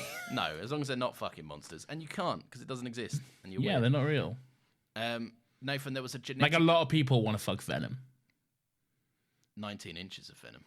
Yeah. Well, I'm Got one that of long those tongue. people. I wish I didn't hear what you just... He does. I know. No. It's very long. It's very long. Can lick an awful lot of things. Exactly. Nathan. No, I reckon she's a monster fucker. Yeah, she probably is. She does seem like one. I mean, she quite literally did fuck a monster. There's proof. Well, there you go. So. Yeah. So who knows if he was in wasp form? Do you reckon he, like, I don't know, at the point of climax, he reverted into a wasp form? That's the thing with Mystique, right? Mystique can't have, like... What the fuck are you on about? What? No, I'm Where did Mystique come into this? I'm pretty sure there's a Mystique thing where, like, Mystique can't... I'm pretty sure there's something in the comics about her not being able to concentrate on sex because she has to maintain a fake image. If she's in a fake image whilst having sex, then yes. Yeah. So that's probably what happened with this wasp, right? Same thing with the Hulk. Like, he can't fuck. Yeah, because he... Yeah. Or I think he can, actually. Can the Hulk Because he has all them kids. But then he doesn't... Remember there's that Age of Ultron scene where he's like, women who can't have children are monsters. No, Natasha says that. Yeah, but... No, Joss Whedon said it, though, didn't he? Well, yeah, Joss Whedon said it, to be fair. Yeah, she didn't say that. Yeah, no, yeah. Joss Whedon said it. Yeah. But then the Hulk, like, he fucked his cousin, didn't he? Excuse me? In Old Man Logan, yeah. Did he? Fucked his cousin? Yeah, he fucked Jen. And then they had, what? like... Why? Yeah. Because he's the villain, or his family are the villain. No, he is the villain in Old Man Logan, yeah. Because he went insane. Also, after, like, everyone died, he, like, went insane and fucked his cousin. And, like, they had a whole bunch of, like, incest babies who were, like, weird inbred Hulklings or something. I don't like comics, man. Comics are fucking Comics are fucked, man. Such a weird thing to write. You think the movies are bad and weird? Like, read the fucking comics, man. Yeah, it's true, yeah. Listen... Lady Edison loves Agatha Christie books. She was thinking about how clever Agatha Christie was. She was reading an Agatha Christie book on Thursday night going, my God, Agatha Christie is clever. And that is also the same night that the Reverend Wasp's church was broken into. Maybe this is why the Wasp used the lead pipe.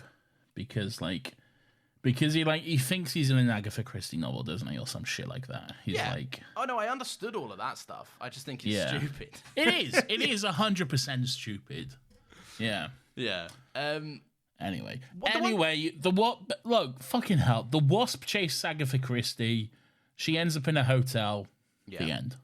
Why would the Vespiform jewel transmit the identity? Like, I get it transmits the identity into its, like, genetic offspring. Yeah. But why would it also be, like, and a bit of Agatha Christie books as well? Like, it didn't take the fucking... The Wasp doesn't love China from all of the fucking, like, Chinaware in the cupboard next to her. Like, it doesn't... It like, doesn't take the curtains, and the Wasp doesn't love curtains all of a sudden. Like, why the Agatha Christie books? Why was that a part of it? Do you want to know why? Yeah. Bad writing. Yeah, I mean, that checks out, yeah. What was I expecting? Who knows? Yeah, I don't know. Time is in flux. Agatha Christie could die. She's in a car chase. I like that she's in a silly little car chase. The car chase is very silly, and it's like 10 miles an hour. Yeah. You know. Shoot the Wasp. Yeah, just fucking kill it, man. Shoot it. Just literally just shoot it. You're telling me this old Tory couple don't have guns?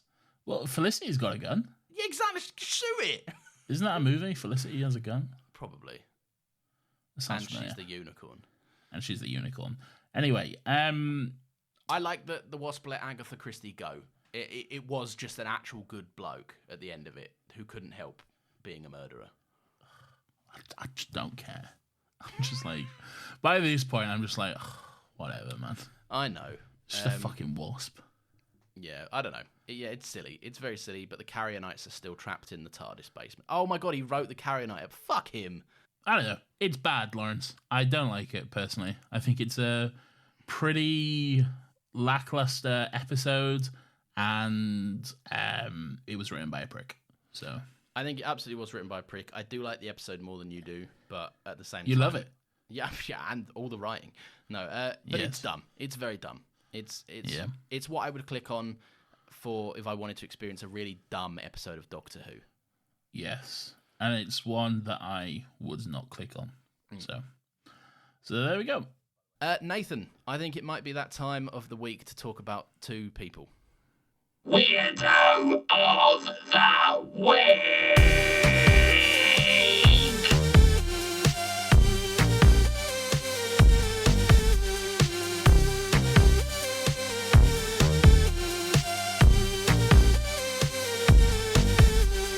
Weirdo. Lawrence, this is everyone's favourite segment of the show where we get the chance to talk about some of the weird and wonderful and grubby little characters who come across our screens each and every week in Docky Who.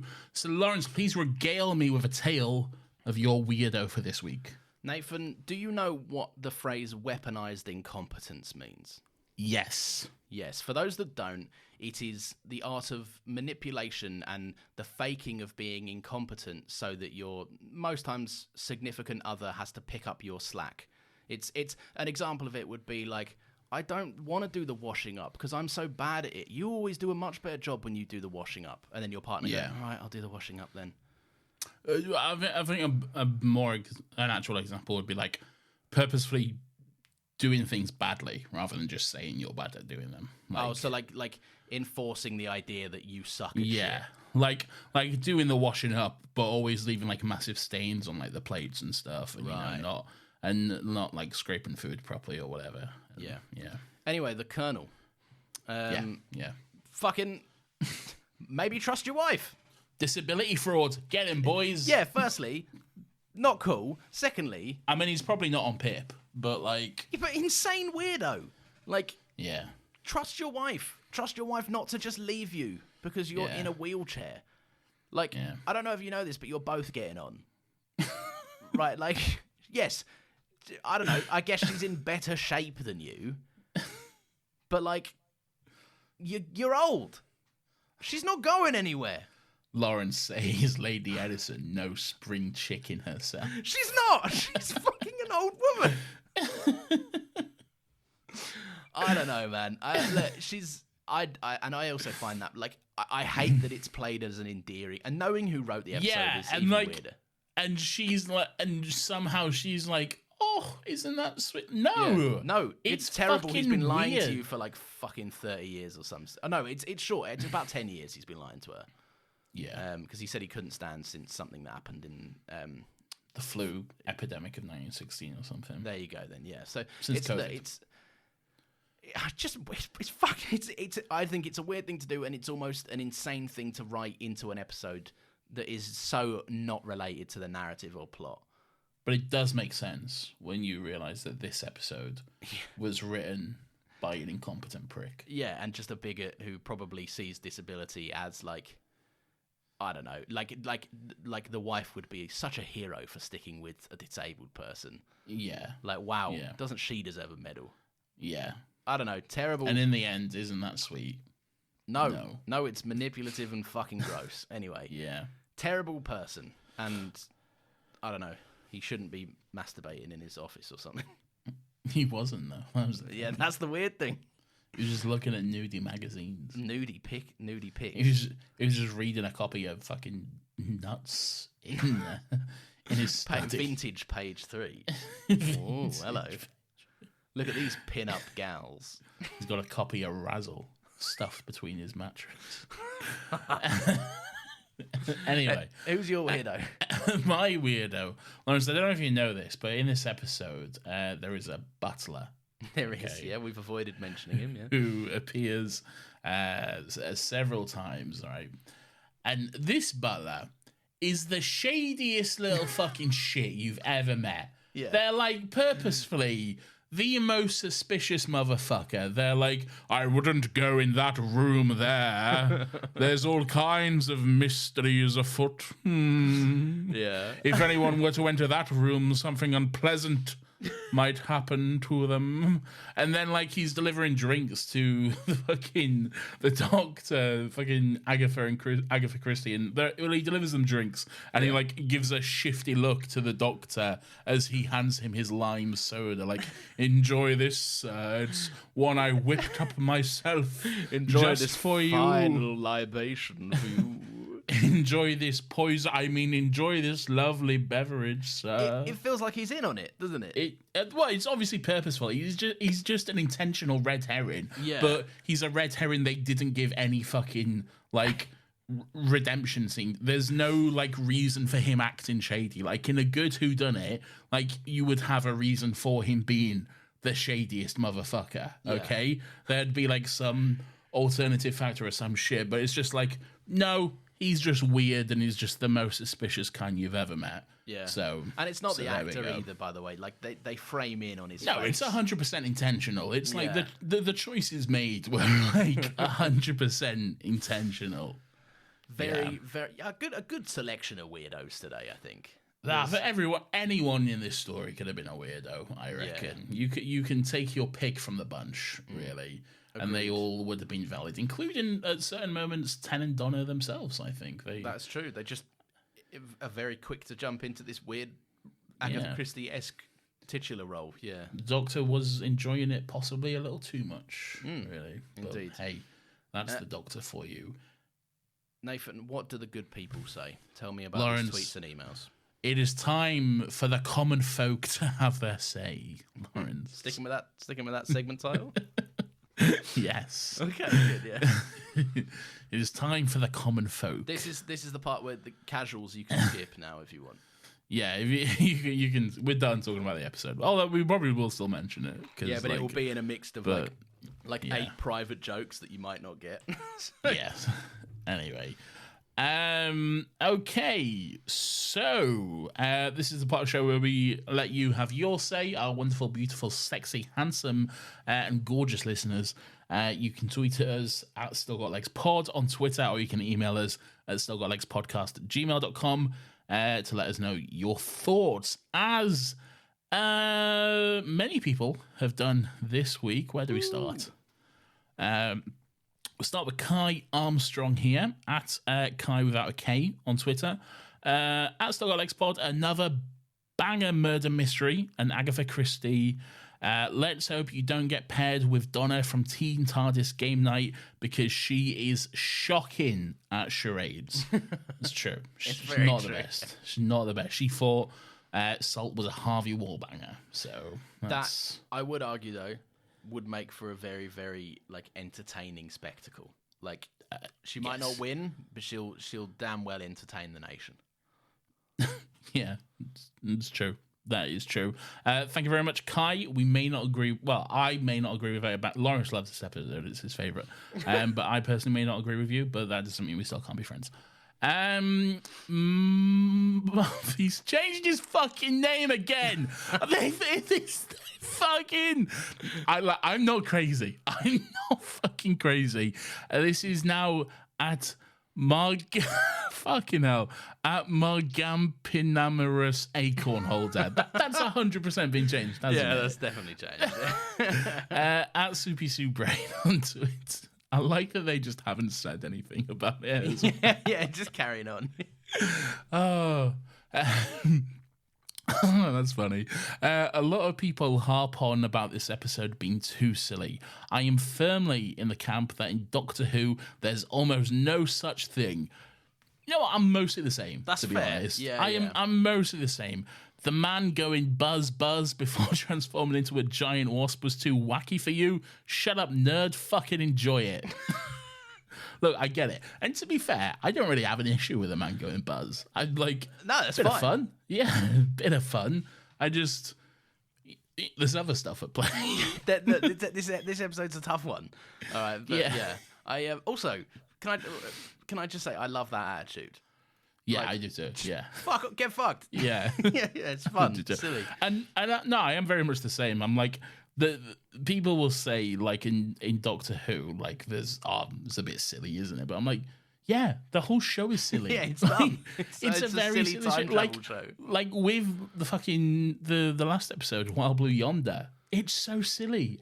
There's a moment where like David Tennant like leans over backwards and puts his head between his legs. That's so fucking and then it's stupid. like Yeah, and then it's like laughing like a weird little goblin man, and then like chases you. And it's like, it's so silly. but it's great. It is great, and it is very silly. Yeah.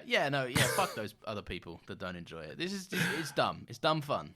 I love this. This is Cameron Welsh Flag at blue_lantern on Twitter says Big B in it.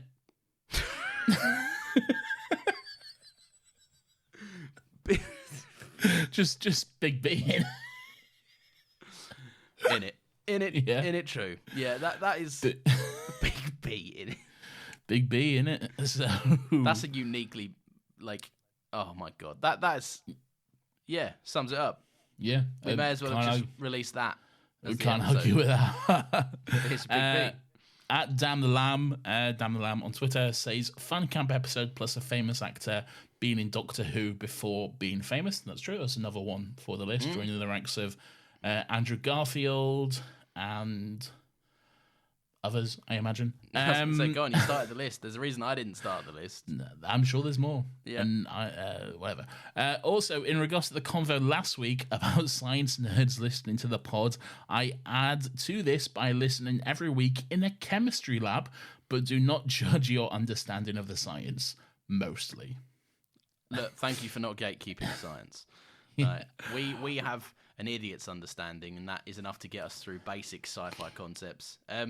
Nerds, you are always welcome to correct us. We genuinely love to find out more, and it's always fun to find out that we are woefully uneducated. We are very dumb. I think you're dumber than me, but we're both seems pretty like dumb. an unnecessary thing to say. I think it's accurate though. Okay, good, fine.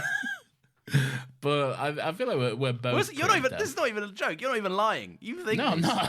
I genuinely do. Yeah. Fuck you. You are pretty dumb though. I think I have more street smarts. You don't. There's so much you don't know. I think me and your wife have to explain so much stuff to you all the time. The one thing that you told me that I still believe is a practical joke that the entire world is playing on me is you told me about some New Year's Eve song called "Old Landslide" or whatever the fuck it is. Old Lang Syne. That's a very common thing. Literally everyone knows that, and everyone sings it on New Year's Eve. I think not. I think everyone's in on a ruse, and they're all taking a piss. I promise you, it's a real thing. Anyway, speaking of scientists, our resident scientist, Catherine, at Cafe Scratch, says, absolute shout out to this app for providing all my Agatha Christie-based small talk with a friend's parent when I went to go see The Mousetrap recently, and then in brackets, but as always, fuck the writer of this app. Can I argue with that? Solid take. I want to see The Mousetrap. I think that's like, it's a play in London, if you don't know. I assume you don't know because you're pretty dumb. No, The Mousetrap, I'm familiar. No, you're not. But it's a famous play where I think it's one of those where they specifically say to the audience, don't tell anyone the ending. It's a big thing that do you actually know, or are you doing No, I'm doing a bit. Yeah, no, I thought so. You're just being a cunt, aren't you? Yeah. Yeah. But no, it's interesting because it's I mean, I'm sure you could find out if you Googled what the ending is, but I don't know, it's one of those things where it's more enjoyable if you don't know, really. And that's genuinely stayed a secret? People have not. Well, I'm sure you could find it if you went looking for it, but the idea is you don't, you know? It's baffling to me that a news outlet hasn't been was crazy when this happened. And just published that. But what fucking was it? The Hollywood Reporter that was just Endgame's been out for 2 hours. Iron Man died. It wasn't that nuts. I don't think it was Endgame. No, it was Eternals. They were oh, Harry Styles showed up as Thanos' brother. That's or whatever. Right. Yeah, significantly lower stakes, but significantly lower, but still don't be that person. Yeah. So easy to not suck. So easy to not be a cunt. Yeah. Anyway, thank you, Catherine, and everyone will go listen to Mr. Mystic Falls. Great Vampire Diaries podcast. Indeed. Greg Cactus Face at G Cactus Face says the Reverend in this episode uses a lead pipe to bat an old man to death. Metal bats in baseball are generally able to outperform / beat the old wooden bats. So, there you go then. Yeah, helpful. That's actually interesting. And then he swallowed it up with also the bee drowning is a reference to the tragic passing of Artrax. I'm assuming that's a baseball player who drowned. I would imagine so. Probably played Google by it. Matt Damon in a movie. No, it's not Moneyball. Google R-Trax. R-Track. How's that spelled? A-R-T-R-A-X. A-R-T-R-A-X. Alpha, Romeo, Tango, Romeo, Alpha, X-Ray. What happened to the horse R-Trax? Oh, R-Trax, never-ending story. R-Trax, they go and search for a childlike empress in a never-ending story. R-Trax dies in the swamp of sadness, but is brought back to life when... We mentioned that last week. You might have done. We did. Good at the half. Oh, yeah. Was I listening? Probably not. Yes, I have never heard of this in my life. And if I have, it's been... You know, surely you know, it's the famous scene with the horse, like, drowning in the sinking sand. And, like, the girl's trying to pull it out. Right, there's a lot of... You do have a lot of blank spaces. There's a lot of things coming up today that are proving the point that I don't know as much as you do. You are very stupid. But what I will say is that this is also a joke that the world is playing on me and I'm still right. Okay. So... literally, lads, I was fucking editing the episode the other day and we literally talked about Never-Ending Story. And then you were like... Was I pretending to know what I was talking about? Probably, yeah. That's fair. I do that sometimes. You do. I got to keep myself on my toes. Batoffi Pie at Thomas J... Oh, thank you, Greg. Thank you, Greg Cactus Face. At Thomas J. Toth. As fun as this episode is, it's hard to ignore the writer has some dog shit opinions. The poison scene is a highlight for David and Catherine's comedic performances, but I won't say his name, but they have said his name here. But Bleep can get in the bin. Yes, they can. I refuse to say his name. Fuck him. Indeed. But yes, he can. Also, it's fucking wild that a script for Doctor Who might have had this joke in it. No idea if it's true because it's IMDb. I've actually not seen this. Let me see this. Oh! Okay. The script, this is a bit of IMDb trivia. The script originally contained a reference to 10 little... It's blanked out, but I'm assuming from the look of it, it's the 10 little N-word. Oh my God. Okay. Yes. Which was dropped for being too risky. And then this is like I guess a quote from the script. Donna, it's like 10 little... The doctor cutting her off. Rhymes with wiggles, but with an N. Aside, we'd better look in the library. Why? That's terrible. That is awful. I mean, I'm not shocked from the writer, but like... Well, I like that it was dropped because it was deemed too risky. It was dropped because it was terrible. Dropped because it was awful and racist. Oh my God. That's fucking wild. Yeah. Oh my God. Wow. I hope that's not true because, but it probably is, isn't it? Because I mean, it's on IMDb. How truthful is IMDb, really? It's user generated, isn't it? The trivia stuff, so you can just submit shit. It does say 52 out of 59 found this interesting. So, well, there we are then. I mean, it is interesting. It is interesting, but like also racist. Yeah, I hope that that's not true. And if it isn't true, and someone's making it up to try and roast him, let his own terrible actions speak for themselves. This is a final tweet. At everything is anything says, I hate bees, so I hate this episode. Have a good day. Fair enough. Thank you. I also hate this episode, so. And I commend you on being so upfront with your fear. I like bees. You like bees? I like bees. Yeah, bees they're nice. Serve a purpose. Bees are cool. Yeah, bees are nice. They're cool little dudes. Yeah. And they're not half as threatening. There's something about their shape that's more friendly. They're more rotund and jolly. Yeah, they're fat. They're cute and fat, and they're like, look at me, I'm a little bee. Wasps have terrible PR, don't they? Like, because bees are like the same but fatter. Yeah, and they make honey and like pollinate flowers and everything like that. And wasps are like, we're not bees and we suck. Yeah. We also hate you. Yes. Moving on to the emails now, just two this week to get through, so we won't be here all day. Unlike Jared, last week.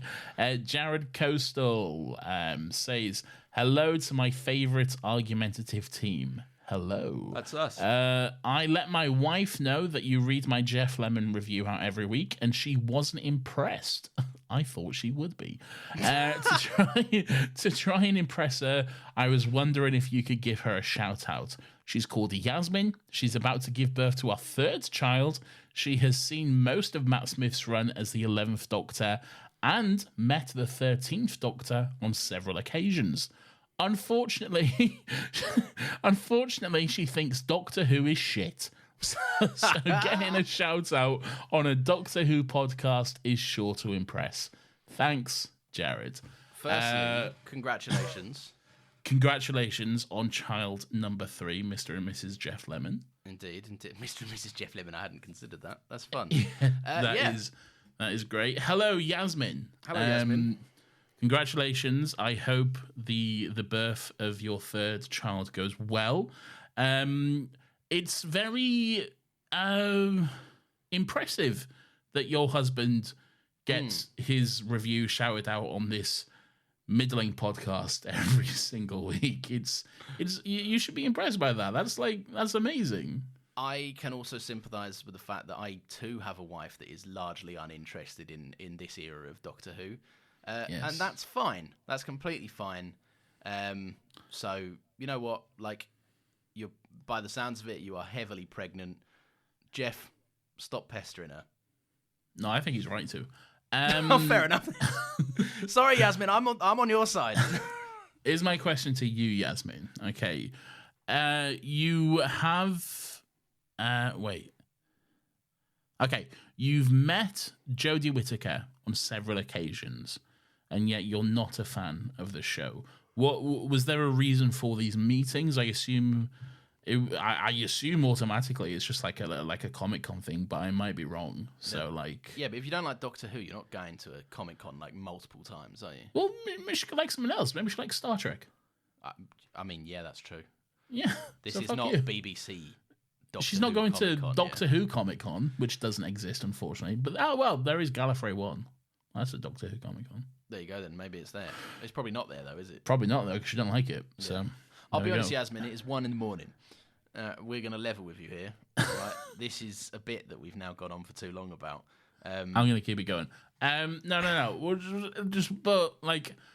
so if she's not going to Comic-Con to meet Jodie Whittaker, maybe she's friends with Jodie Whittaker, and maybe she can put us in touch with Jodie Whittaker and we can get her on the podcast. Yeah, if this bit does anything good for us, then that'd be great. Yeah. If you meet Jodie Whittaker again, tell her to come on the pod, and then we'll love to have her. Yeah. I like how aggressively it probably won't make unfiltered sense until we get to her era, though. Really. No, I'd like her take on. She knows all of these guys, doesn't she? Yeah. Does she? She obviously knows David Tennant quite well. Well, she knows David Tennant. Yeah. She's done a podcast with him.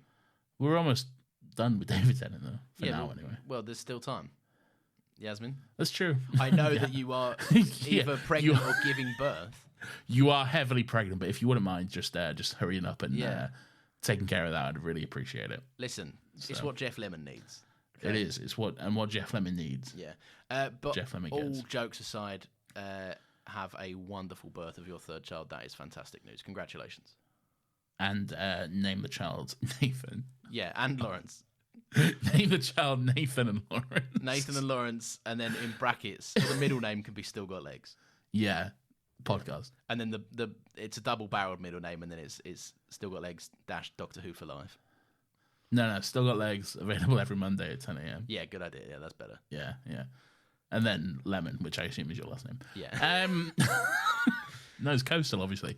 Anyway, thank you, Jeff/Jared. Thank you, Yasmin. And then the last email. Do you remember last week we had an email from Tyler? We bleeped out his last name because he was telling us about how he made an iPlayer account. Yes. And then he confessed to his crimes. And we tried to help him out.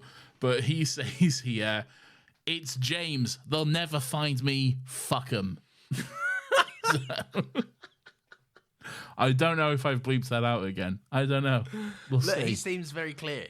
He seems happy enough. I think we've done all we can to. Yeah. I think we've done all we can to help. You get a free one. Right, everyone's entitled to a free one, but you come at us with that, then that's on you.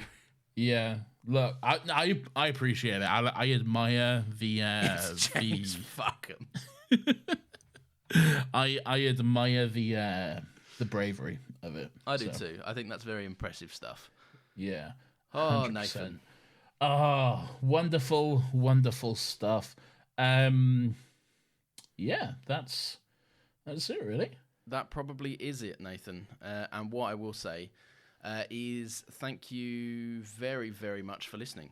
I don't know if you are aware of this, Nathan, but if people have enjoyed the show, then they can leave us a little 5-star review on the podcast platform of choice. Have we got any to read out this week? Yes, we have, Lawrence. I'll just pick one out at random here. This one is 5 stars. It's called Snake Eyes, the best Snake Eyes podcast out there. 5 stars. The joke there is that it was a review for the Weekly Planet podcast. I'm back. I bloody done it. I forgot about it.